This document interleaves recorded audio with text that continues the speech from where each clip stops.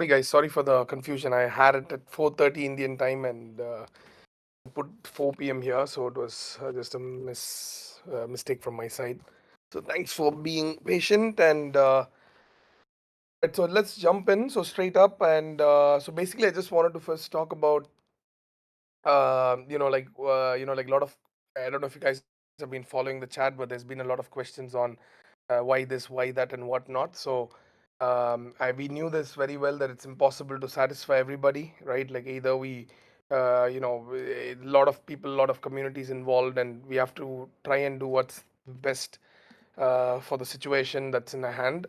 So like it's including the 10 set holders or redacted holders or redacted stakers and whatnot. So there's few of them who might have been upset with certain decisions and whatever, right? Like, so first thing before I start anything is I want to re-emphasize one thing, right? Like we as a community or as a team or as a company have to survive, right? Like we have to live to give it a shot, right? Like as we know, it's getting harder and harder with a lot of these startups, and like we have invested ourselves personally, and um, like you guys would have invested in a lot of ICOs, IDOs, and whatever. Like majority of them have not even like PG'd, or they're probably dead. Like whether it's revolving games or whether it's multiple other things. Like no, not nothing specific. So it's not an easy space, and it's very hard to navigate. But like that's why we've been like trying a lot of different things, like incubating other projects, trying to build products ourselves and everything, and a lot of like some failures, some successes, and like a mix of things. A lot of things could have happened a lot better. Maybe our TG timing, maybe valuations, or how we went about with things, or the exchange listings, etc. So there is a lot of those questions that could have that we could have done better, like no questions about it, right? So yeah, I want to start off by saying that, right? That's the first thing. The second thing is about the merger, right? Like it's our goal was very simple. How do we try and not create like a massive gap for let's say for the 10 set holders or for the redacted holders who didn't stake, right? And at the same time give a max value to those who staked, because staking in an environment like this, even if it's $100, $500, or $1,000, even if it's whatever the amount is, not knowing what is going to happen, and for people to have believed or something and staked, our goal was very simple, is like how do we try and make sure that those who stake, they get their like they get their specific benefits, right? As you can imagine, if we screw up those who staked and participated, we're killing the product that we have a shot at, right? So it doesn't mean that others are getting screwed. It just means there is a 10-20% variation, which is impossible to avoid. Like you try and go and sell like 20K worth of RDAC at once, you cannot, right? That's how low the liquidity is, and it's not like an absolute value. So which is why from the day of the announcement from Jan 1, we took a 45-day TWAP, right? Which of course not everyone's happy about it, except the ones who have staked. Those who have staked, they have no complaints. It's pretty straightforward and everything.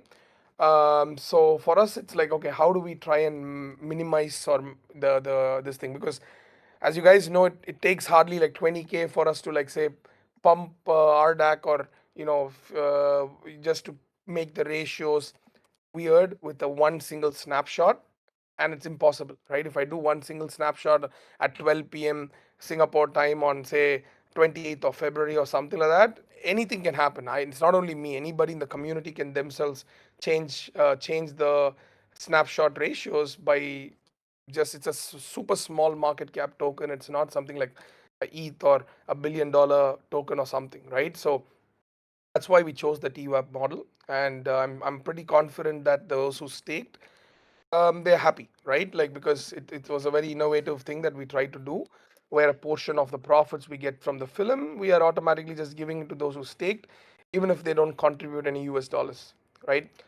So having said this, I just wanted to jump in to any specific questions that have been asked already in the chat, or anything that you guys may have. Just an open this thing. It can be about the future. It can be about the thought processes or the decisions. It can be anything. But yeah, I'm just kicking it off with uh, this thing. What is it? Into the questions and stuff. So right, yeah. Let me kick off with the questions here.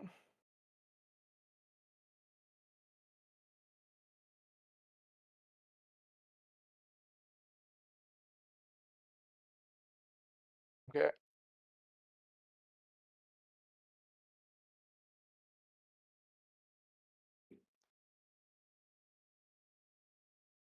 Where are the questions? Yeah, I wanted to ask if I buy more RDAC and put it in the registered wallet, is it counted? The reason I ask is I see a number of RDAC attached to the registered wallet and worried that only the number of RDAC registered is counted.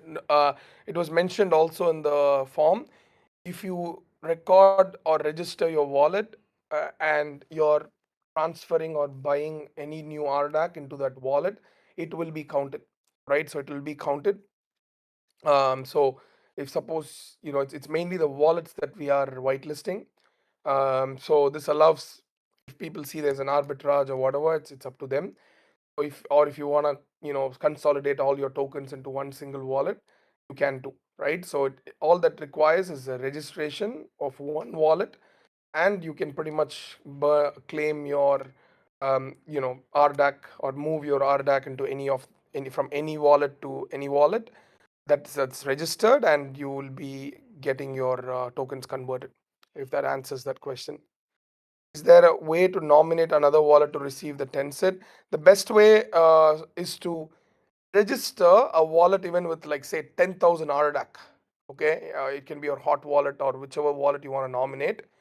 Okay, register that wallet, and then on the during the day or around the day of the merge, and transfer everything else to that particular wallet. So for example, you may have a million RDAC in wallet A, but you want a nominated wallet B.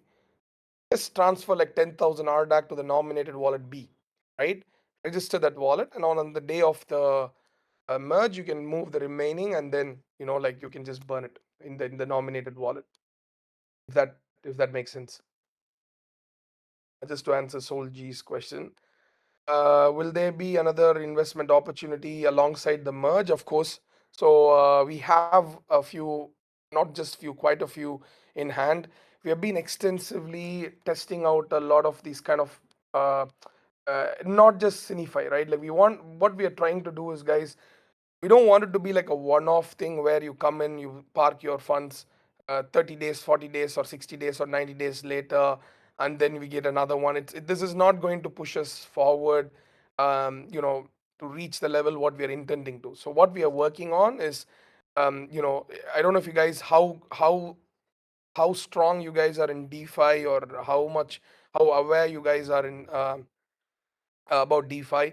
But if you see something that's been kicking off now in RWA, if you are heavy into DeFi, is the reinsurance. Okay, so reinsurance. I'm not sure if you guys have seen reinsurance. So reinsurance is basically, I don't know if you guys have seen this. RE.XYZ is one thing, and Andre Finance is another one. So these two, for example, right? This is a highly scalable model where there are um, underwritten insurances that's being bought, and there is pretty much like infinite deposits that can be done, and they're trying to target 8 to 12%. So that's how it's been. So for us, as much as this is fun and nice and whatnot, but for us to scale up, we are looking at things where it's where you can come in and deposit and withdraw any minute, like our way, in a way, right? Certain opportunities might require locking, or like maturity period, or whatever redemption period and stuff like that is possible. But at the end of the day, we need to have things that allow people to participate on a regular basis, and infinite capital, not like a limited capital, right? Like, if it makes sense. Like, for example, if you have $100,000, you should be able to participate with $100,000, not like, oh, you can only get like $5,000. If that's the case, we cannot attract enough major audiences or participation, right? As it's pretty clear. So that's kind of where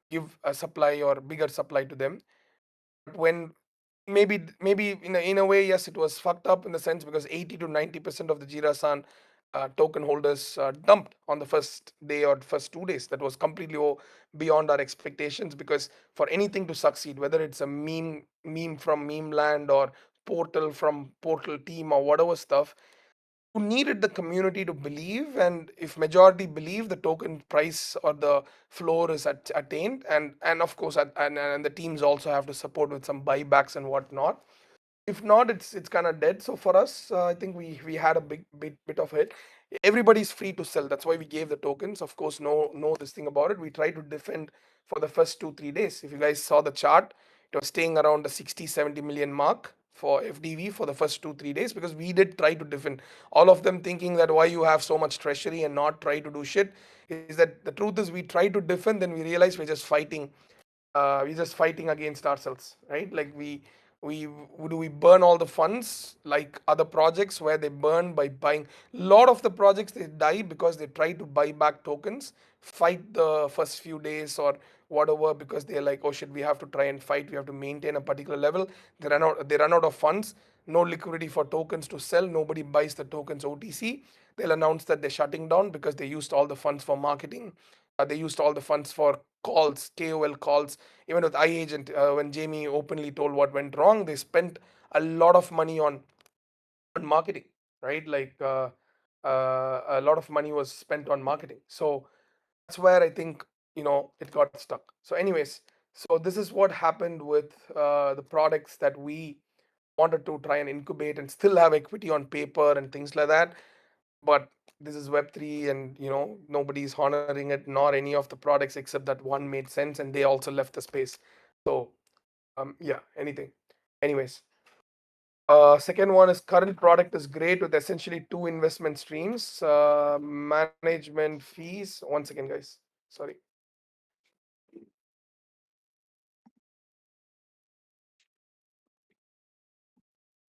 One second. I'll just be back.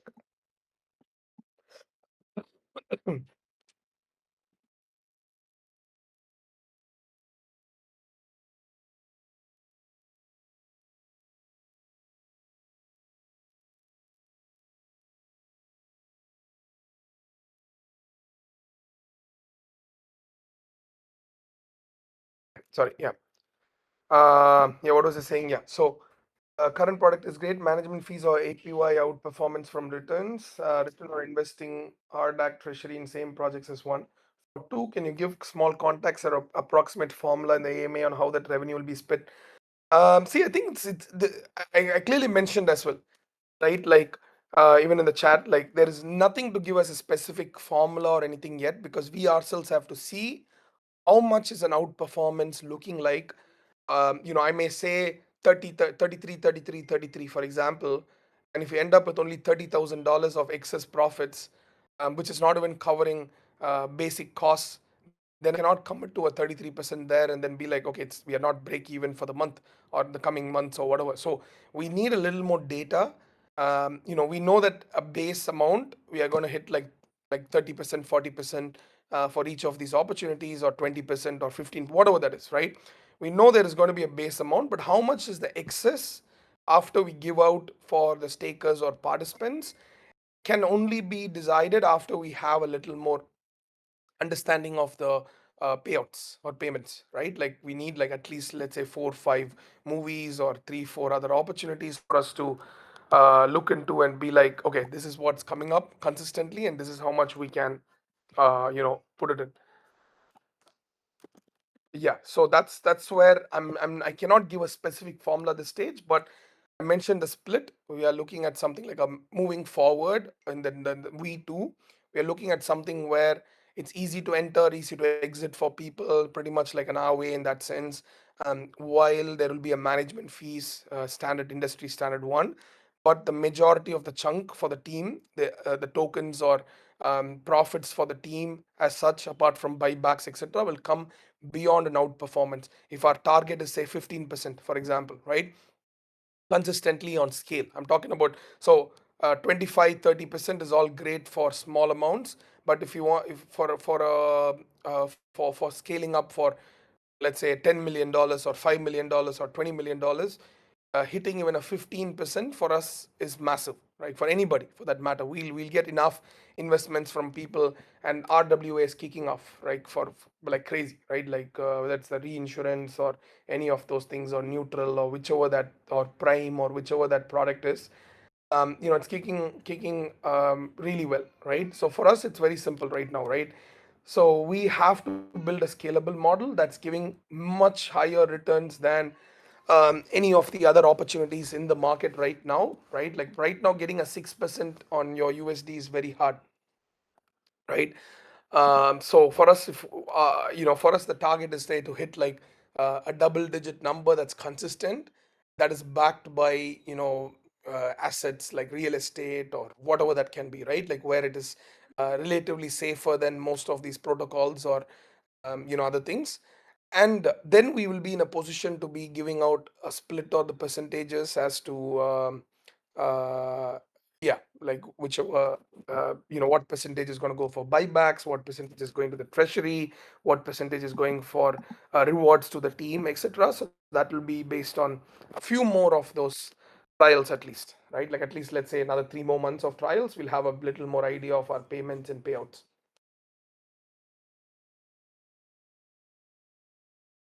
Right. Will Tencent be locked to a particular floor price for investment opportunities? Necessarily, not necessarily. After the Tencent merge, we haven't. That's not confirmed yet. As I mentioned, the systems and some things may change for the better, right? So locking it up is dependent again on how much money we make. So it won't make sense for me to commit something. That means we'll end up burning a lot more cash than we can. And we want to try and, as I said, scale up the model where participation is almost unlimited, like these reinsurances or USD AI or stuff like that. So yeah, anything happen with Kumu or Gambler? Or did we drop Kumu idea? So Kumu is in the process of getting acquired. So we'll have to see, like so that's where the whole thing got stopped. So Kumu's in the process, there's something going on there, but very, very connected with the team. It didn't, it's okay, it didn't make a lot of money for us. So instead of Gambler, we have invested in a company called PlayPal. It's a Filipino licensed casino, and it's been making us like decent money a month at this stage. So we will be probably bringing them on chain as well. Right now, it's purely Web 2, and they're doing pretty well. Quite a lot of, like, about 9-10 million Filipino pesos a month in um I think transactions and stuff like that. So they're expanding. So we have a stake in this thing, PayPal, which is again invested or backed by Kumu. So that's how we got into PayPal as well. So yeah, do we have plan to defend the Tencent price? Like I don't know if I can discuss. I'm gonna be. I think I'm gonna be discussing only things that anybody else in the space is talking about, man, because I think everything is taken in a wrong context. And when I share to a guy in the group that okay, this is what our treasury looks like and this is what we've invested, they're like, oh, why is it doing that? Why is it not doing this? Why do you not do these ratios based on your treasury balances? Why don't you buy more? I think there's certain things. I think in the name of transparency, I've shared way too much than I should, and that's there's a reason why others that are professional and other professional companies in Web3, they don't you don't get any data about it, right? Till things are out. And I believed I used to do that in the PG Genesis chat back in the day, and I expected something similar, but it's just coming back to shoot us in the wrong sense, so in the wrong way. So yeah, I'm not going to talk anything about the plans of buybacks, which nobody talks, so I don't have to as well. So whatever has to be done to try and keep the project moving forward and try and get us the at least the best possible chance for success, we're going to do that.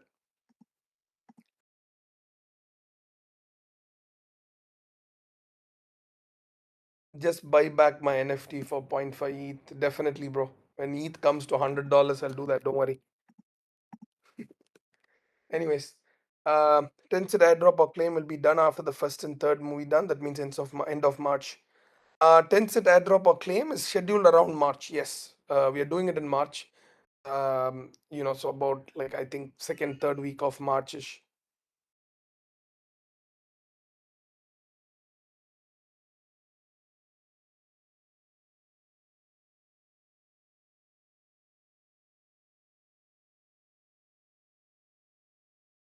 questions, feel free to tag in the stage chat or in like the layer or redacted chat or whatever.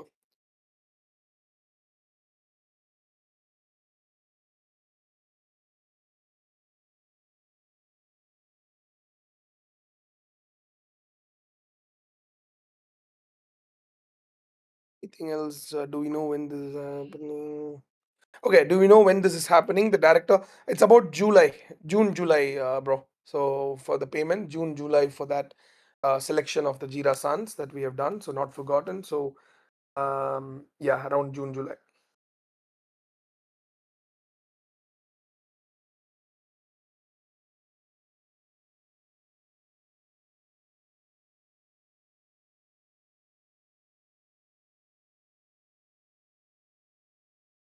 Any specific questions on our product or anything on the future of the product or any other discussions that's like like something that can help us push this thing forward?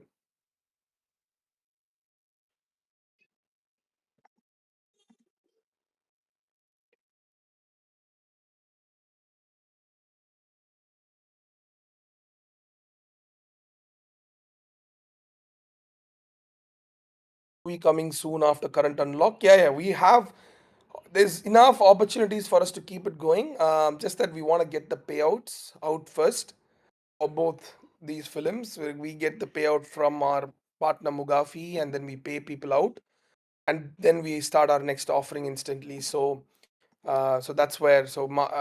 In March we're getting two payouts. One for the pre-production sale, which I think is. I think you guys are going to be very surprised. It's a very nice uh, this thing result that we got for superhero. So that pre-production and like it's almost 6 weeks of shooting now done.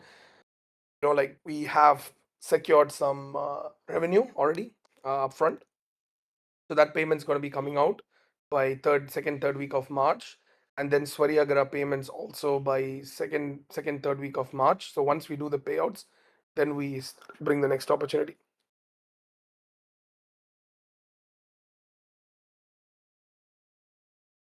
Yeah, so RDAC Telegram chat, this thing we'll do an AMA. There's nothing as a specific reason to avoid. It's just got a bit more toxic than it's ever been. So I know you're keeping up a lot with that, but I think when we do the merger, along with the merger, let's do one thing because I've been telling people there also like we've been doing open Twitter Spaces. People can verify and come into Discord as well. So I'm not sure if anyone's keen from there because most of the people that are active are holding they are in the Discord. So at least what I've seen, like I don't see any participation from a non Discord participant so far. So yeah, I mean like, but yeah, we will have to do for sure. New holders like me, is there anything I need to do to be eligible for the claim? Just go register your wallet that holds the RDAC. That's pretty much it, and then come back on the 60 day, any day between the 60 days to come and claim your 10 set tokens.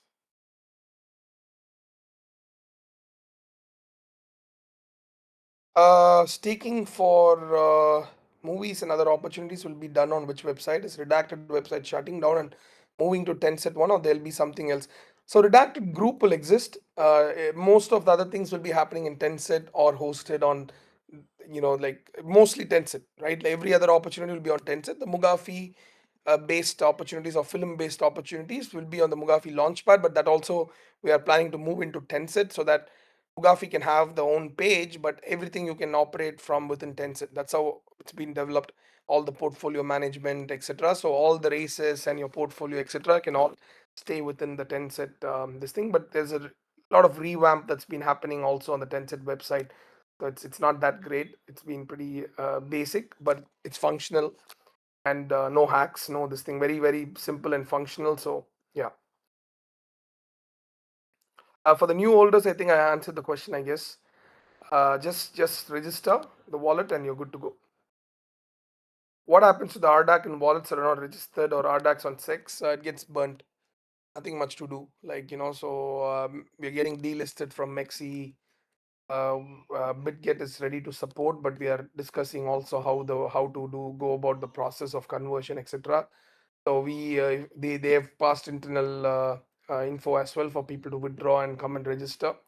So a lot of tokens that are from people who are not there in the space anymore, or the airdrop bots farmers, they're probably out by this conversion. So yeah. Tencent community feel about the merge?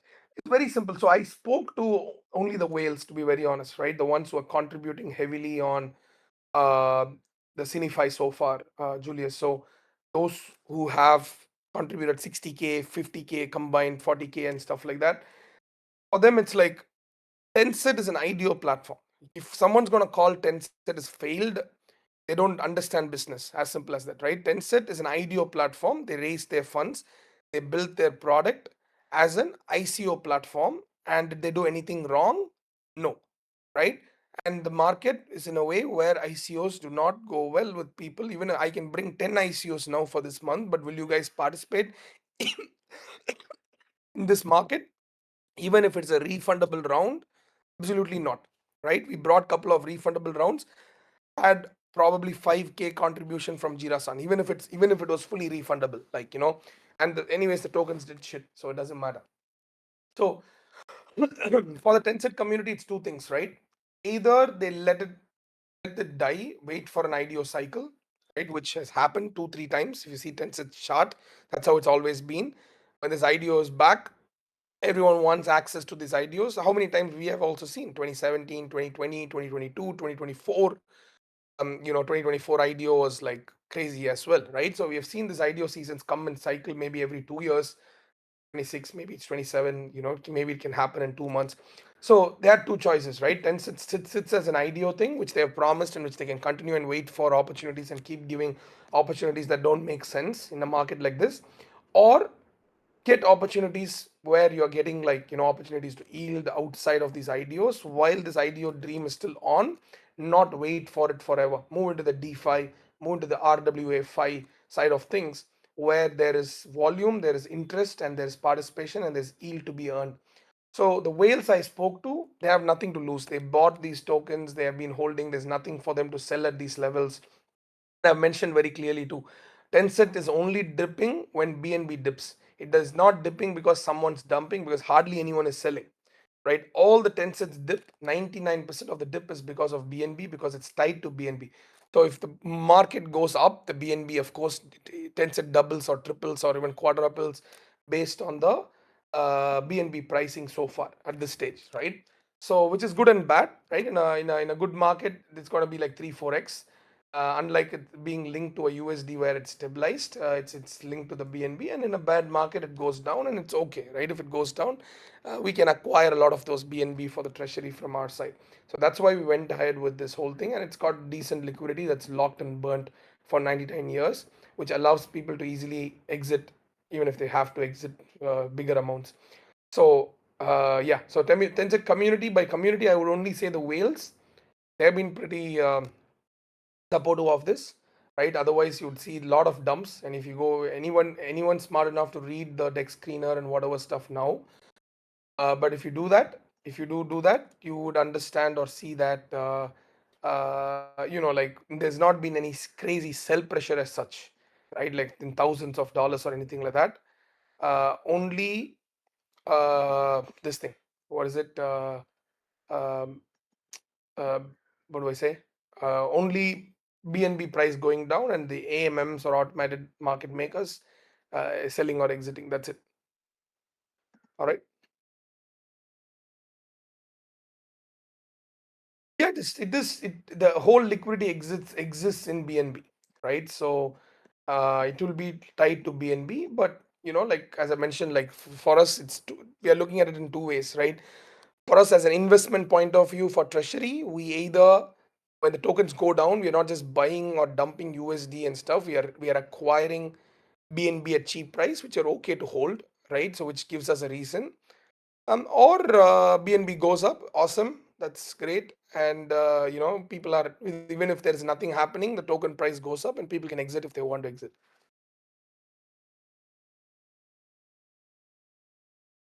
So basically, buying RDAC now is not a bad idea when the TWAP ratio is decided. Yes, TWAP ratio is already decided. Yes,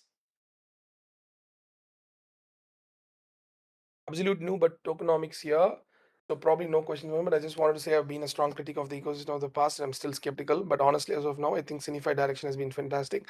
At least it's something tangible as both NFT and older teams were. Yeah, man, I appreciate. So, like, just like how you feel skeptical about these things, which is fair, and I do feel skeptical about the opportunities as well, which is why the amount of effort we are putting into this DeFi thing is, I'll tell you what we have been building bots ourselves, like with the help of Aldrin. Shout out to Aldrin, like things like these. We are expanding something that's not being taken care of. I have a lot of money in DeFi on chain, but can you sleep at peace at night with your DeFi thing? So this is one of the examples. So for example, we've been testing and trying bots like with our experiences, how much money we have on DeFi. I've been in DeFi for 9 years. Ken's background is in finance. Um, you know, and so what we're trying to do is how do we make it safe for people, not just from a protocol build, certain metrics. Like let me give you an example. Let me give you an example that before stream protocol, okay, these are all data, this is not some random numbers. Before stream protocol blew up 3 months back, all right, CBB, right? I don't know if you guys follow him. CBB, that zero FE, that guy, the whale, he spoke about stream protocol a week before, right? And he mentioned that fuck, something's wrong, fuck, take your money off if you can. And there nothing, nobody, maybe few people moved funds out. And a week or two later, it collapsed, right? Stream protocol. You could have saved yourself if you had known that, but how do you know?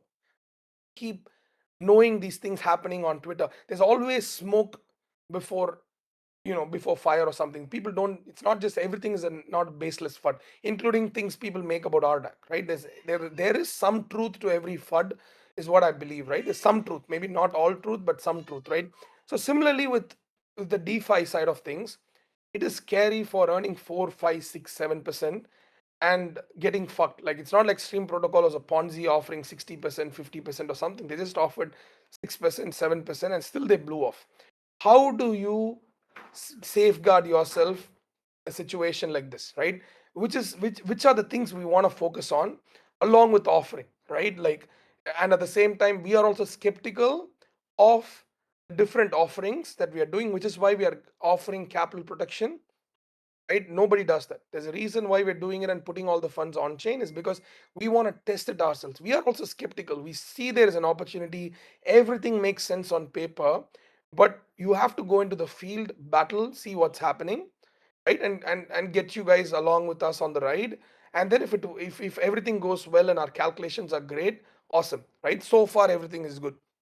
But tomorrow, if our operator, or even for that matter, even the 0.1% chance that one of our OTT platforms are like, fuck you, I'm not going to give you the money, right? How do we handle situations like that? How do we enforce these contracts and get the money back so you guys get paid? Because I don't know, are any of you in DeFi? Like any of you have any amount in DeFi? If so, please comment. I just want to just have a chat because I'm proud to say that I'm like, I would say I would classify myself to an extent as an expert in DeFi because of my sheer 8 9 years experience and intense research in that from 2016, and I haven't suffered like serious losses, maybe 10K 20K max in my 7 8 years. If any of you are in DeFi, please comment. If so, which platform or what you have put your money in. Look, I'm just trying to see if, or if there's no one, like that's insane too, right? Like if there's no one, that means is Sinify your first DeFi opportunity technically, right? So which is great. Like even having 50 or 100 people, us being the first step, the DeFi, then it shows how much potential is there for us to reach to how many people, right? So even if 90% of you are not on DeFi, I wouldn't be surprised, right? But it's billions of dollars are there, whether you like it or not, and a lot of them are coming, Fidelity and this and that and whatnot. But you cannot sleep in peace at night. Let me tell you that, right? Like you cannot, if you are first time or if you're new to DeFi, you cannot sleep because every time you wake up, there's a chance that there could have been a protocol hack, there could have been some hidden shit that you didn't know about, this underlying assets getting written off and loss registered or stuff like that. So it's not a safe space in a traditional sense. It's not like safe. It is safe, but not like safe. If that makes any sense. All right. So yeah. So what was I saying? Yeah. So what we are trying to do is how do we build a protocol that's beating the industry standards? Number one, right? It has to beat the industry standards, whether to the Indian cinemas or real estate deals that not many of them touch or whatever, right? Otherwise, there's no point. We have to have a USP. We have to be skeptical. Like that's where I'm coming at for Happy Carb's question or feeling about being skeptical. We ourselves are skeptical. That's why we are testing. I'm testing these things with my own funds. Team is testing it with their own funds. And when you guys are investing or we're giving a fraction of that, we are guaranteeing the capital with the treasury, because in case something goes wrong, nobody does that, right? No Airways or nobody they does that. They don't do any capital protection or shit like that, because if it losses, they'll write a lot of terms and conditions, which is what is practical. We'll also move to that model, but we have to be confident ourselves that this model is working. We should show two, three, four, five payouts consistently and whatnot. Then we also are confident that okay, guys, this is working. Now let's jump in as a team. There's a risk reward. Like there's no thing in the world as a risk free with 6% or 8% and above. There's nothing, zero. Like there's nothing as risk free once you go above a US Treasury bill or a bank offering in that sense of a 4% or 5%. Anything above that is risky. But what is the risk reward? Do I take the same risk for 6% or do I take the same risk for 15%?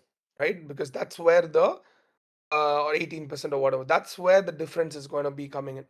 Right? So, yeah, so as I said, we are also skeptical, but we did our research. We are confident with our our contracts and research, and with all the the deals that we're having with our multinational or multi-billion dollar companies that do not screw up people just for the sake, like these OTT platforms or production houses or whatnot. Even Swariagra was launched together with Panorama Studios, and Panorama Studios is listed. It's a listed Indian company with a lot of money, a lot of movies behind them. If you guys read about Panorama Studios, you will get some insights about them. But it's not some random like what is a production company sitting in the corner of the street. So, anyways, so it's founded in 2005, and if you they produce some of the biggest movies, multi $10 million, $20 million in profits per movie and stuff like that. So working with these teams, if they end up screwing us, right? If at all, right? We have done our DDs and all. We pay you guys out. That's where the capital guarantee comes in. But how do we tackle a situation like that? Is what we are also like being skeptical about or testing. Does it make sense? Right? So once we know the process is smooth, clean, we don't have to worry about that anymore. We keep focusing on the next steps like any other opportunity, and we'll keep moving forward. Yeah.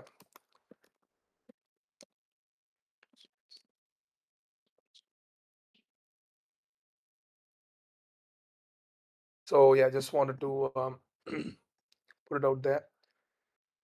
Uh, what else? Yeah, Awe. So Awe, as you know, you saw what's happening with Awe Labs drama. Any of you aware of that? Right?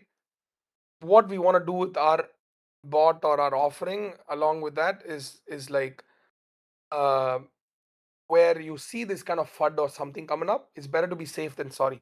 You want to have 3% yield in Awe, even with looping, maybe 5%, right? Or with PT Pendle, maybe 6%. You want to take a risk sticking with Awe, and our labs and the the development team from the start are having issues. Many people cannot keep up with this information, right? You have to be well informed in the space to know that these issues are happening and to safely take your funds out. How do you do that? Right? Like that's where our it's not just AI. AI cannot save you that. This is where human judgment is needed.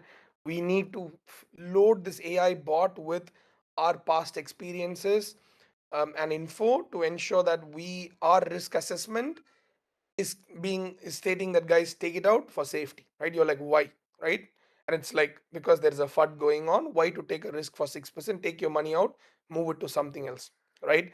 So yeah, this is what I'm trying to say, that nothing is safe. Even our ways, they can blow off.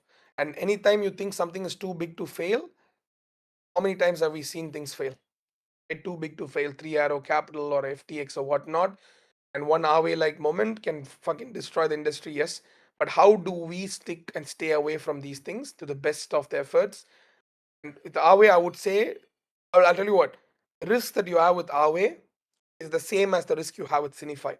I can challenge anybody, including the Aave founder, and I'll come up and I'll prove why it's the same risk, right? Like when the risk is the same but the APYs are better, why do you want to take that thing? Like, that is our challenge to the space. I would say the Aave risk is the same when you look at the protocol risks and hacks and shit like that, versus what's happening with Cinefy off chain with multi-billion dollar companies. Netflix blowing up versus Aave blowing up. I would bet Netflix Aave blowing up higher probability than Netflix or Amazon Prime blowing up. So I'll take it there, right? So that's pretty much it. Have you thought much about the off-chain tokens in Jira-san? So it's, yeah, not like not to a crazy depth, but it's more of, it's the initial concept is like, Jira-san holders, there's going to be a snapshot, and at the snapshot you're going to get your off hold your Jira-san wouldn't matter. These off-chain tokens will allow you to participate in these opportunities, and this thing. And as you participate, we'll be unlocking tokens over a period of time. That's how we thought about it, so that we are giving the pool of tokens to people that are our customers, our consumers, or participants as well, so that they understand what's happening and then they decide to stay or dump or whatever, that's on them. But at least let them understand what we're trying to do by participating. So this way, I feel, instead of this airdropping 7.5% or 10% of the supply to everybody and then face another dump pressure and then not even have even like 5 million FDV or market cap for 10 cent, we'll again be shooting ourselves in our foot without any benefit. So yeah, after that there will be no relationship with Jira-san and Tencent. In a way, yes. It doesn't mean we are cutting off, right? Like Jira-san is, whether people like it or not, I've been the face of Jira-san. I've been one of the reasons why many got into Jira-san. But we'll be focusing on Tencent entirely. Tencent token price action will be our focus, not Jira-san NFT floor or price from our side.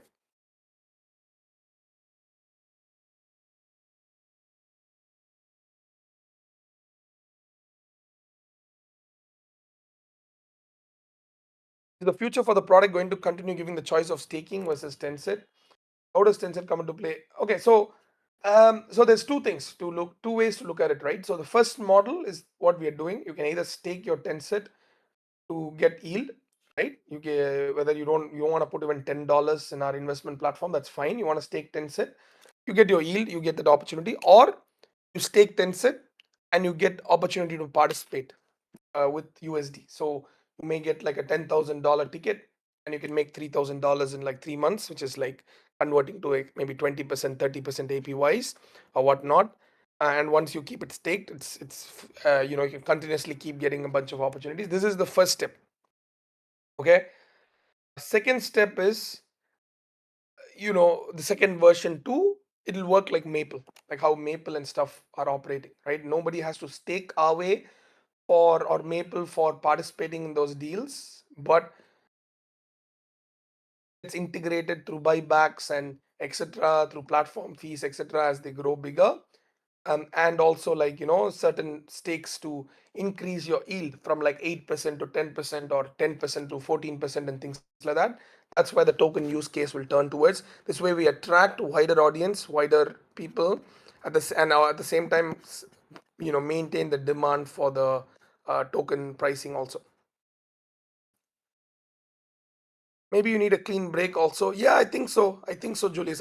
We are not that's not been a of this thing. We might have our own Discord as well post merge, so that we want to stick as Tencent. We'll have our Tencent Discord, we'll have our Tencent Twitter, we'll have our Redacted group Twitter, which is the holding company for Tencent, which will be the holding company for PlayPal. It will be the holding company for Mugafi partnerships and as well.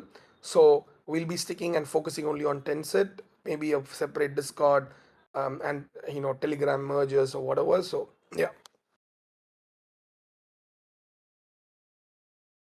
Yeah, possibly, because we don't want to confuse. I don't even have access to post announcements, right? Like I only have access to like small section. I'm not able to create. That's why I also there was a problem. I wasn't able to create an event. I don't have permissions for all those things. It doesn't make sense to like I'm more active than anybody else in the server, and still I don't have permissions. It's kind of wild for me. So it makes sense for us to move off and let's let them have their own exit, and we have our focus, so on things that we want to try and build and move forward. What's the future of Jira-san? So Jira-san is fully owned and pushed by Jamie. So I think it's a question for Jamie. So I don't have any defense or any question. I mean any answers for that. So now I also want to make it clear. I have never been against having control of Jira-san entirely as well, and very openly. I've also given an offer even recently that we'll take over Jira-san entirely, and for Jira-san, other team members to continue their IRL life or whatever, because it's not easy working for and still trying to do some justice. So I even proposed like a merger between NFT tokens, sorry, NFT and the tokens. I think I spoke about that in the chat. If you guys read about it, like ERC 404 or something, where we give the tokens out, even now to the whole, where the NFT holders have a chance to burn the NFTs and claim tokens, or it can be converted to token and reconverted back to NFT. So that way we one. So that was also rejected. So I don't have anything to do with Jira-san or Jira-san's this thing. Definitely not. Redacted Treasury will not support Jira-san Treasury more than what's agreed. And also we have a deal where we it's still in a multi-sig, so we'll only be releasing further funds based on the performance of the product that's supposed to be launched. So if it's so we Jamie's been cooperative on that side. So we are expecting to see that product on Mega ETH or whatever that they have shown so far. Which once it releases, we'll be seeing how it is and whatnot before we release, or not before we release. It's in the multi-sig before anything else will be decided.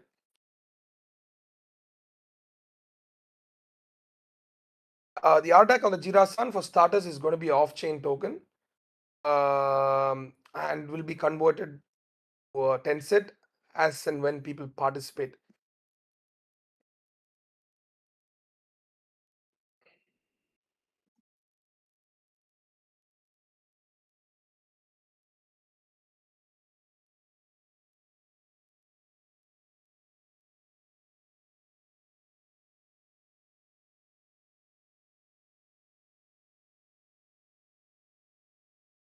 It's off chain, maybe see. I don't think there's going to be anything about 7,500 or anything like the way we are planning. To be honest, it's going to be more of because if I say 7,500 RDAC, then one whatever that ratio, it doesn't make more sense.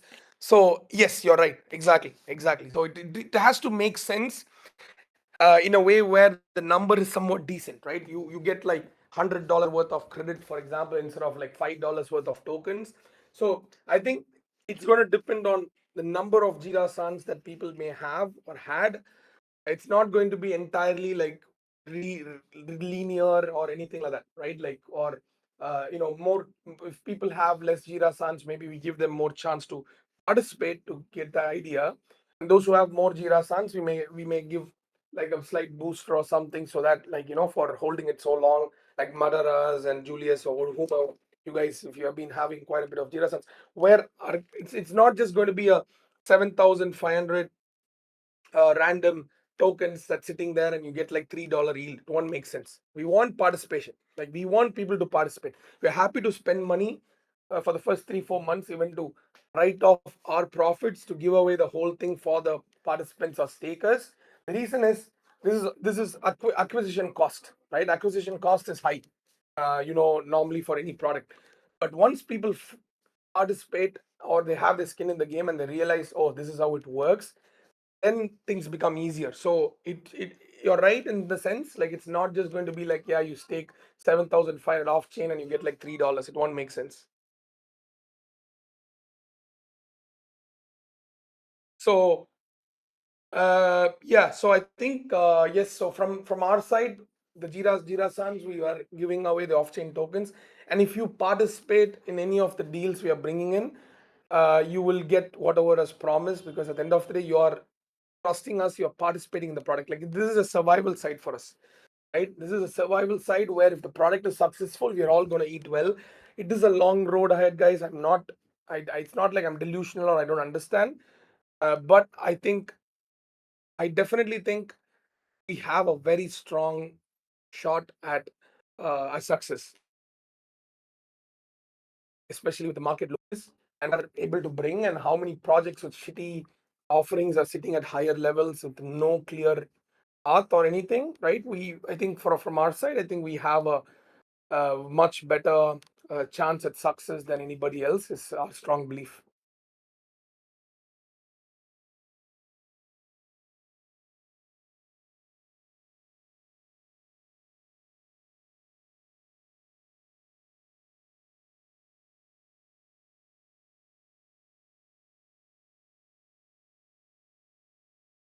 Yeah, correct. So what you're saying is correct, Julia. So that allows us to give back value in USD terms to people that are just taking long term or whatever, even if it's off chain, because we don't care about the yield or anything, right? We just don't want people to randomly just go and dump the tokens and destroy us further without giving us a chance for an opportunity to succeed, right? If I'm going to unlock 10% of the RDAC supply right away, maybe 50%, 60 or 70, or maybe even 80% will straight up go and dump the Tencent, and Tencent will go back again to 2 million, and we'll sit with another token that won't make sense. So right now, everyone who's getting the tokens are people that participated in staking. I'm not saying they want dump, but at least they participated in staking. They probably believe in it. They probably are happy with the USD yield. It probably makes sense for them.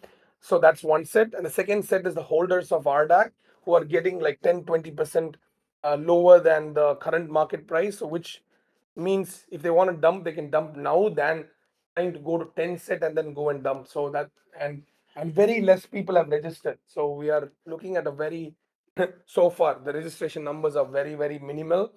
So I wouldn't want to call it already a success, but I think in a way we have probably killed a lot of those bots, and because we have sent a lot of messages to our investors. They all came back as well. So those investors and all those people who have registered, they registered.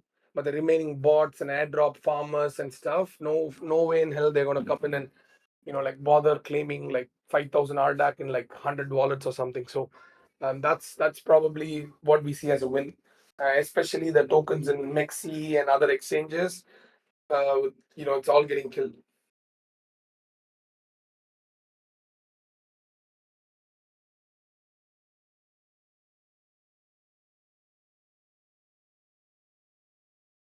So second round. Oops. So 1 second.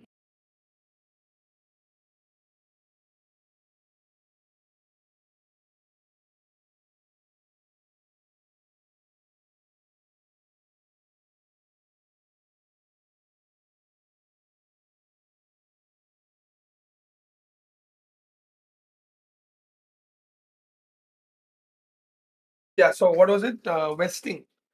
Right? So vesting, who's vested? If investors are vested, we have already told we are pausing their vesting, and we are working out other solutions, or we may even like release the whole thing before as RDAC before or after the merge also. And phase two, yes, we did mention there'll be another phase, but it's not going to happen anytime soon, right? I'll tell you that too. Till we are in a stable position or we are in a position of strength, there won't be a phase two. I mean, there will be a phase two, but not like anytime happening in the next one month, 2 months, or 3 months of phase one closing. So we need time to stabilize, right? We need time to stabilize. We need time to like try to capture the users from the market. Otherwise, we all die, right? So that's the only thing that's running in our head.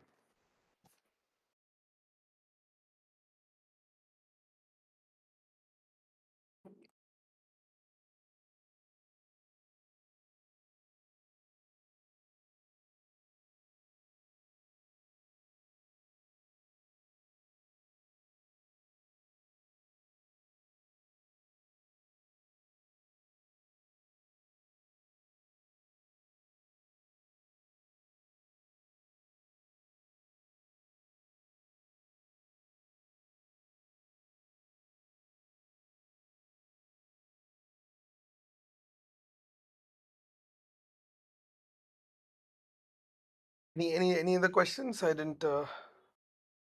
Who's in your team? So everybody else, man. So we have Ken, Kevin, Amrish. We are and Aldrin, Mikhail. Mikhail is Nostradamus here. So then we have the Maxis team, and then we have Ben. Ben is I don't know what is his Discord. This thing. Ben's from our community as well. So Amrish is Find, who's our dev. Um, so yeah. So pretty much everyone else is there.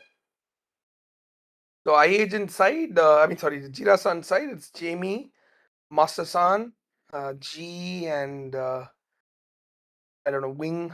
I think right, like 4 or 5 guys there, and the Ryuk Labs dev team.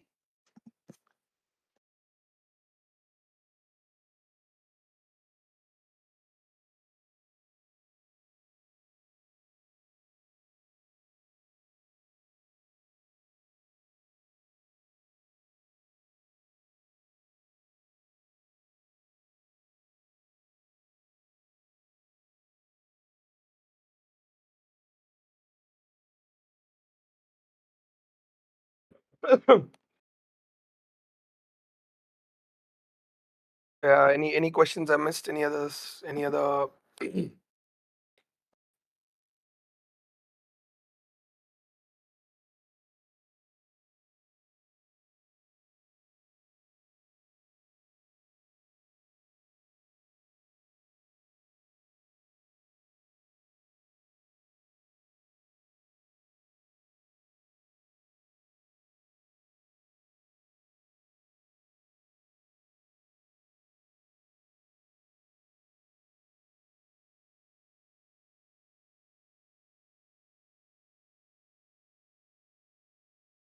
Okay, sorry, Mr. Amy, just to double check. Swariagra locked Ardak will also count to 10 set. Yes, correct. So if you had Swariagra locked or or superhero locked will automatically convert to 10 set even if you don't register.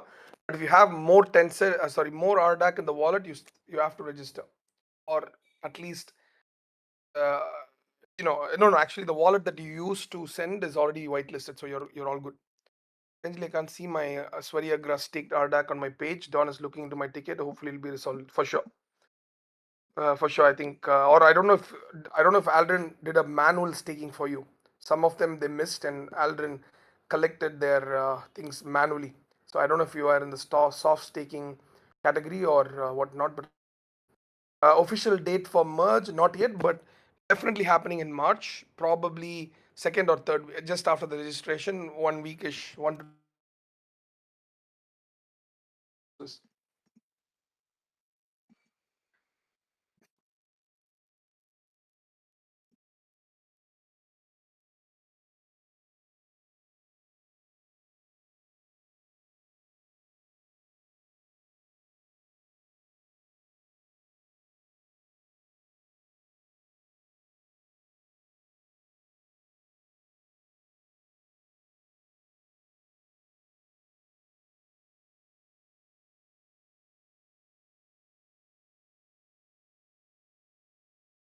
Any other question, guys?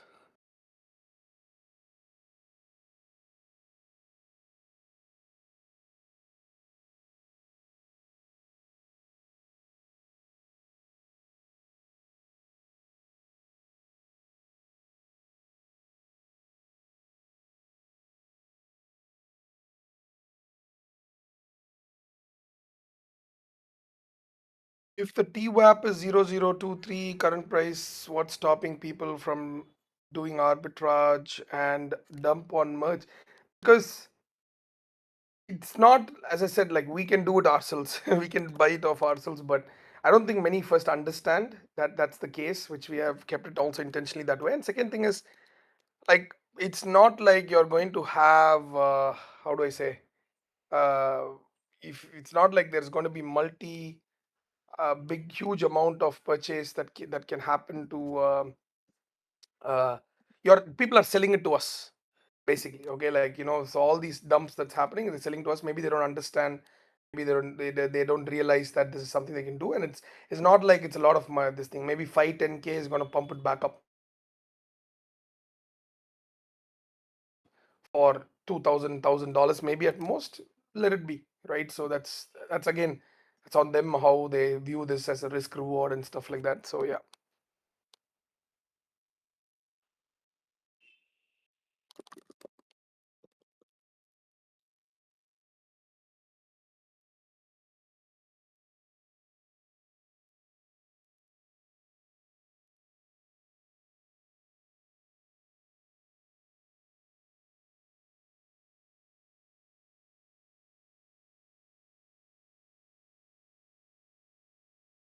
Yeah, Tencent also went down with BNB going down, right? So that's also there for sure. That's also a consideration there.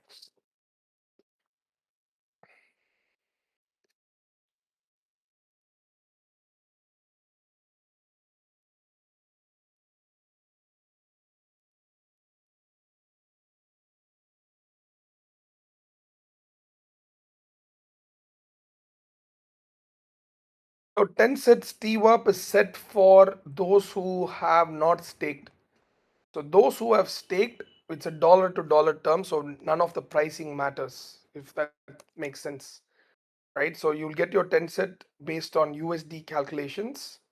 So which is why we told stakers get benefits, because they don't have to worry if it's like Tencent's going up by 50%, you get equivalent USD in tokens. It goes down by 50%, you get equivalent tokens in Tencent.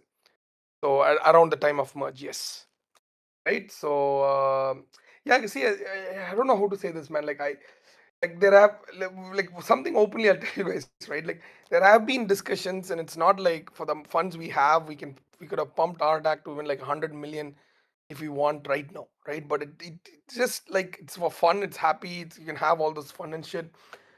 But there's no reason why someone will buy us at 100 million if they don't buy us at 2 million, correct?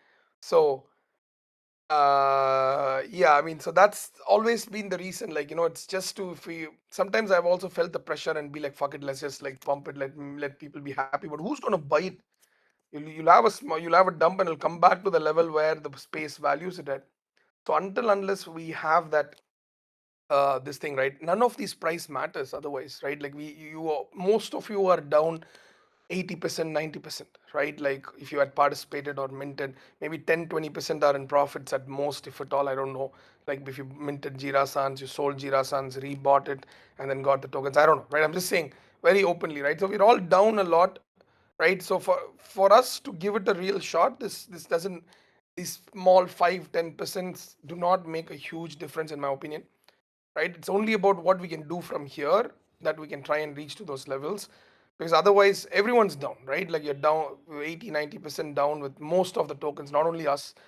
For us to move forward, we have to see what is the best we can do to support these merge and etc.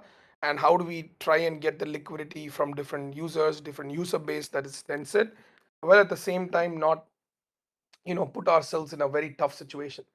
So yeah.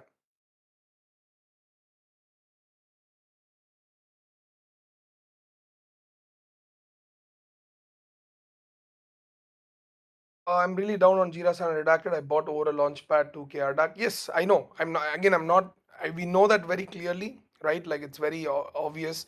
It's not just about the market, it's certain things. Of course, we should have launched our token during the flight. But again, I would have had another set of bag holders. People, for you to sell, there should have been somebody who bought, right? That is where one way or the other, right? I can say we sold Genesis at 0.05, but there are some of you who would have bought the Genesis at 20 ETH, 15 ETH, 12 ETH, or might not have sold at 20 ETH. So you become a community and you still become a bag holder. while those who sold for profit, they want to even come back to buy at 99% down, which is where I've even thought about like a product in the past where I don't know, it might sound stupid, but it's like, hey, if you want to buy some NFT or mint an NFT, you're getting this, you're privileged to mint something, or or buy at like a low ICO price or whatnot. Anytime you try to sell, 10% automatically goes to a contract or something where it will be used to support the this thing if you are on a profit. I know it's a little more complex or this thing the way I imagine, but think about it, right? How many people made money because of us, and also how many people are down because of us, right? But those who made money, they'll never come back. I've never seen a guy come back be like, hey, I sold 5 Gen 2s at 2 ETH each, I made 10 ETH profit, or sold at 5 ETH each. Now you guys are down. I'm going to put 10% back to just, for the sake of, right. If everyone did that, everyone who made money off Jirasan or Redacted, and they ever did that, we would be at like some other level, right? That's hard to cultivate as a community or as a group of people, because we always are all in or all out kind of people, right? That's how we live as degens. We either buy everything or sell everything, but nothing in between, or not even a bag holder, or you become a bag holder without planning. Like I've begged so many people in this community sell because I know their financial situation, and I'm like, guys, at least sell like 5 Gen 2s or Jira Sans with the merge when it went to 1 ETH.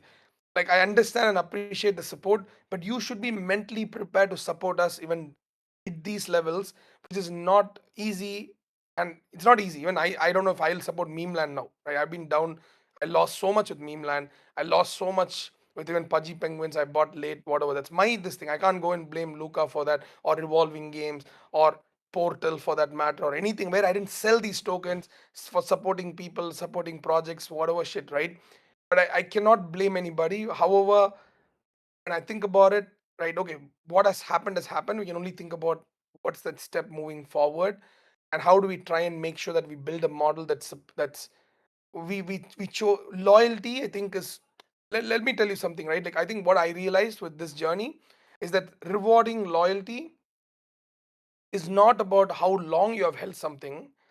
It should always be about how many of them are not your one time buyers, but supporting products where that can generate revenue, right? It's not just about, it's not like I bought and I held forever, right? Like if they bought and held and they're not participating in any of the products you launch, it is as good as dead, in my opinion. That's a late realization from a business point of view. Whether Amazon Prime or Amazon, they give loyalty for using the platform, not like, hey, you have been a user for 10 years of Amazon Prime or Amazon, and you never paid, but you just created an account 10 years back, I have to reward you the most, right? So yeah, we did try a lot of those projects. Yes, we did. I spoke about that in the start of the AMA itself, like where things went wrong, or the flash access and all those things. The product came out, but we didn't have user base for most of it, or the one that clicked, we got fucked in the back, right? The ones that actually made money or ones that worked, we were like, oh fuck you, I'm not going to honor your contract and stuff. Yeah, it's still going, right? Like a lot of things are still going on. So yeah, just that's the thing. So anyways, my this thing, if at all any of you are ever starting a project in Web3, the hardest thing is everyone's going to be like, I was your early user, you have to reward me the most. I have been the first one to touch your platform, so you have to reward me the most. I'm sorry, but this is where I also faltered, and I didn't have that experience or understanding. But that's the worst way how you can reward people. Just because someone's lucky and early to come in doesn't mean they get the most reward, right? Somebody like you people who staked these tokens at these levels, you are a consumer of the product, and you believed or taking a much bigger risk. Like imagine locking this, and I told now RDAC price is going to be taken at current market price. You locked at 003. And if I fucked you guys for staking and trusting us, I lost you, right? But you are a consumer, you're a user of the platform. I have to protect you now, right? But if I'm going to protect everybody and I'm going to fail because I cannot protect everybody, the situation where we are at this stage. So this is what I learned personally, and luckily learned earlier before we collapsed. Like I could have made this as a tweet, like, sorry guys, these are the mistakes I made, these are the errors as a first time founder, and now we don't exist.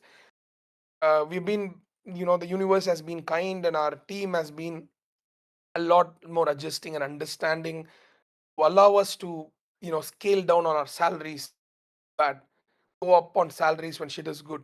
You know, a lot of them complain that we don't pay, and like, I think G Zero Cools and all of them, they complain. PG team is stingy, they don't pay, blah blah blah. And in fact, one of the main reasons me and Jamie had a issue is because of this payment issue, right? Because people went and complained to Jamie, I'm not paying them, and I was like, messaging in the Discord when we are not in the best position. Just because we have funds in the treasury doesn't mean I have to pay when there is no value coming out that is contributing to the revenue of the business or company, right? So this is where we were strict, and that's why we are surviving. While majority of them who are talking about justice and no, you have to get paid or whatever, they don't. This is a startup, man. If tomorrow me and my team have to work for fucking another 1 more or 2 years without even taking a single salary and put say at this stage, whoever is there with us, they have done it, they are doing it, and they will do it, right? Because we are seeing we have to give it a shot. Not everybody gets an opportunity in life to do a startup. Like, how many have the balls to quit their high paying jobs in engineering or in business to come and like sit on something and not know which is what is the direction, right? Like, and not many get this opportunity and thrill that you get to learn and meet different people. So we are very happy with whatever that's happened, but I'm just telling you guys that we are also existing now, and this didn't turn into a tweet before we lost all the money. And then what could have happened? Like, one day you wake up and I'm like, I'm sorry guys, I really tried. Some of you would have been like, Shan, I empathize with you, all good, man, you tried your best. And the other ones will be like, I knew you were a scammer from the start. It doesn't matter, right? What I'm thinking about is that I'm glad we got to know all these things while we have money in hand, while we have the opportunities in hand to try and rebuild instead of quitting. Right? If I quit now, take all the money and be like, sorry, everything is gone, nothing can be done legally or this thing. It's all about conscience and what we think as a team is the right thing to do. Other than that, there is nothing. Like everybody, like even Ammar from Revolving Games, where the fuck is he? Where is his last tweet? How many millions he raised? Right? Like how much of hype was created? 15, 20, 30 million raised, fully gone, fully quiet. How many of founders have gone quiet or sell it to Animoca brands and exit? Right? Like, just lead on, sell it to Animoca or one of these people and get out. So I'm proud of us in that sense. We could have done a lot of things differently and better, no questions about it. But I'm grateful for the universe and the people who are still here, and we still have the funds, and we realized these things early before we had maybe like a lot of teams they realize it after they have 100K in hand or 10K in hand. We are sitting with millions still, and we have shot at success for the next 2 years, right? And minimum, right? And that's where we are focusing on. So just whoever is listening, I hope at least you guys understand this side of this side of things also, like how our process is.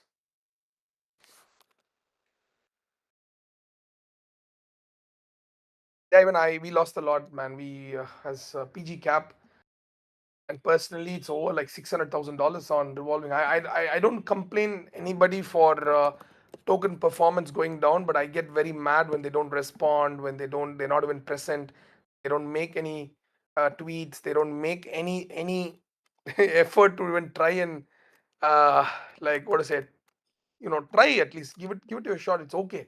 Tokens down, people are hating on you, but don't be a pussy, right? Like, don't be a pussy and hide, right? Like, at least come and be there. Me, I didn't lose 600K. Right? I just told 600K totally through PG Capital. Everyone was hyped, like Dingaling and Grail and people in the community and Ghost and myself and a lot of them. I put like, I don't know, 30K or something.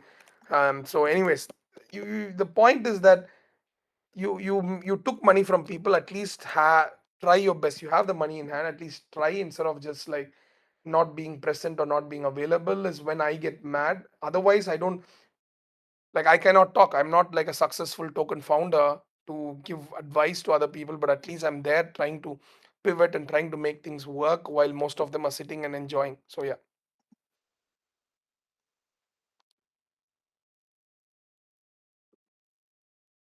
Okay, cool. So yeah, guys, that's pretty much it. I understand frustrations and everything, but I also hope you guys also see that other side, that we are here, we're trying our best, and we're trying a product that legit makes sense for us. So and trying to use our DeFi experience and real world connections to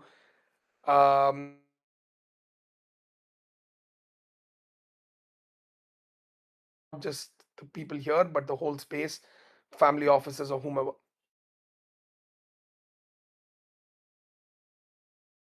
So yeah, our plan is very simple. As I once again finally, it's very important for us to make sure that these movies or this the Cinefy or DeFi opportunities we bring in, we're getting paid and everything is smooth, and then we scale up. And when we scale up, we raise the cap, we raise the amount of participation, etc. Because we have track record, and track record is very important. Fully audited everything, all audited track record. So once that is done, then we are good to this thing, right? Like expand and give it a shot.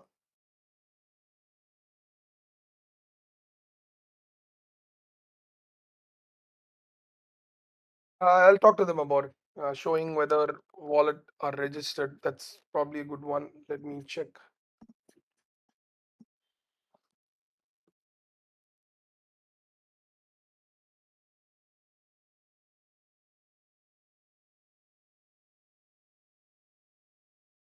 Cool. Thanks for being here and asking your questions, etc. And I hope to build something solid with all of you. And I hope I want us to be like like what many people cannot do, taking a shot at a startup. And this, we are doing that, and in on your behalf is kind of how we're looking at it.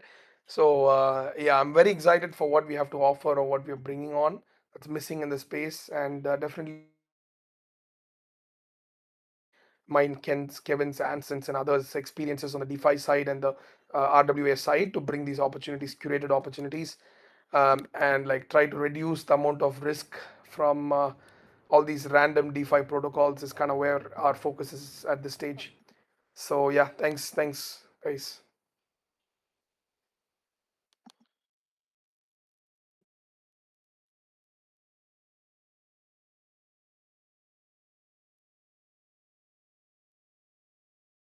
Right, see you guys then.